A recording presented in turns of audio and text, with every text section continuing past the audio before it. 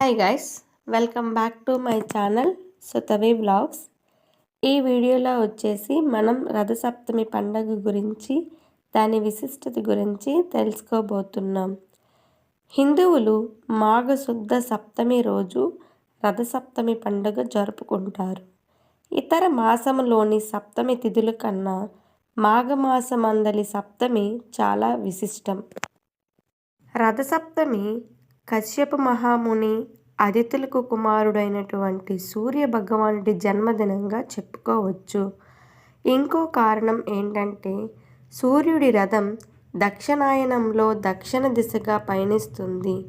తరువాత మకర రాశి ప్రవేశం, ఉత్తరాయణ ప్రారంభం సూచకంగా రథసప్తమి అనే పేరు వస్తుంది. అందుకే ఈరోజు పవిత్ర దినముగా భావించి భారతీయులు సూర్యుడిని ఆరాధిస్తారు. బా అంటే సూర్యకాంతి, రతి అంటే సూర్యుడు. కావున సూర్యుడిని ఆరాధించేవారు అందరూ కూడా భారతీయులే అని దీని అర్థం. ఈరోజు చాలా పవిత్రమైనటువంటి రోజు. దాన పుణ్య కార్యకలాపాలకు సూర్యగ్రహణం వలె పవిత్రమైనది. ఈ రోజున సూర్యుడిని పూజించటం వలన, ఉపవాసం ఉండటం వలన అన్ని రకాల పాపాల నుండి విముక్తి పొందవచ్చు.